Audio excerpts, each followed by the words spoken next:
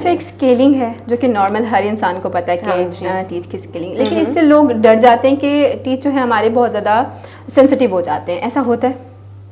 नहीं, स्केलिंग से ये होता है कि लोग समझते हैं जैसे से हमारे दांत कमजोर हो रहे हैं, बल्कि वो कमजोर नहीं होते। ये जो हमारा टार्टर है, आपने कभी देखा होगा दांतों के पीछे येलोइश सा कास्ट होता है, किसी के दांतों के बाहर जमा होता है, इतना गंदा लग रहा होता है, वो एक किस्म का स्टोनी स्ट्रक्चर सा होता है। जब आप उसको रिमूव करते हैं तो फिर पेशेंट को फील होता है जैसे मेरे ना एकदम सेंसिटिविटी सी हुई है। बिल्कुल, ये उसको रिमूव करता है। जब स्केलिंग को हम रिमूव करते हैं, इवन मेरा नेल है, अब मैं उसका जो स्केलर जो मैं यूज करती हूँ, मेरा एक स्क्रैच भी नहीं आएगा उसके ऊपर। लोग समझते हैं क्रैक हो जाते हैं, इससे क्रैक हो जाते हैं, सेंसिटिव हो जाते हैं, टूट जाते हैं, इस तरह से लोग कुछ भी नहीं होता। इससे सिर्फ सफाई होती है, उसके बाद प्रोसीजर होता है पॉलिशिंग, वो होता है, तो फिर ये वो बैक्टीरिया को रिमूव कर देता है। और ये है कि 2 to 3 डेज में ना आप कभी देखें तो उन लोगों को, पेशेंट को सेंसिटिविटी फील नहीं होती। उल्टा उससे ये होता है कि लोग समझते हैं स्केलिंग पता नहीं क्या चीज़ है, क्या है, डर जाते हैं बहुत ज़्यादा। उससे ये होता है कि जब आप इसको रिमूव कराते हैं, आपके गम्स उल्टा मजबूत होते हैं, आपके मसूड़े स्ट्रांग होते हैं, ब्लीडिंग नहीं होती फिर आपको। एक बैड ब्रीथ का सबसे मेन इशू ही यही है,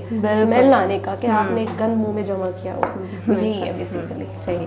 अच्छा, समहाउ हम कुछ ऐसा खा लेते हैं कि कुछ टाइम बाद हमारे जो गम्स है ना वो बबल बन जाता है, उसमें फूल जाते हैं। आम लफ्जों में कहूँ तो वो क्या वजह होती है कि मतलब वो क्यों होता है?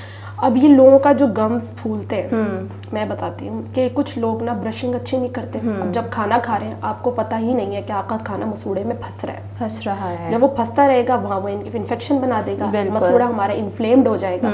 जब वो इन्फ्लेम्ड होगा, वापस बनेगी, स्मेल आएगी, फिर उसको एक प्रॉपर प्रोसीजर होता है, उससे रिमूव किया जाता है। बिल्कुल। तो फिर वो खत्म होता है, उसके बाद एंटीबायोटिक्स चलती हैं, तो ये खत्म हो जाता है।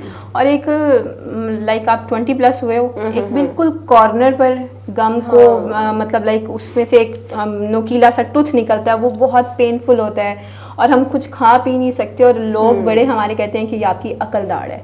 तो वो क्या सीन है? वो वाकई अकल दाढ़ होती है? जब बच्चा, हमारी डेंटिस्ट्री में देखा जाए 18-17 साल का, जैसे देखा जाए बच्चा जवान हो जाता है, बिल्कुल, जब वो जवान हो रहा होता है तब उसका ये दांत निकलता है। बेसिकली दांत इसलिए इसे अकल दाढ़ कहते हैं क्योंकि ये आपका निकलता ही, अब जब आप जवान हो जाते हैं, प्यूबर्टी की स्टेज में आ जाते हैं, तो उसमें ये बच्चे का निकलता है। ये बड़ा पेनफुल भी होता है कुछ लोगों का नहीं होता। कुछ लोगों का ये मसूड़े के अंदर ही रह जाता है, तभी इतना सा जब वो निकल रहा होता है नोकीला सा, तो वो प्रॉपर निकल नहीं रहा होता, वो अंदर जमा हुआ होता है। फिर उसका सर्जिकली भी रिमूव करते हैं उसको, तो वो ठीक हो जाता है।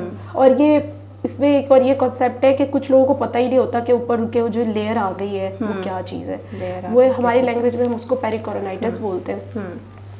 अब वो जो है उसकी सफाई ज़रूरी होती है, उसके लिए इरिगेशन होती है, सलाइन यूज़ होता है।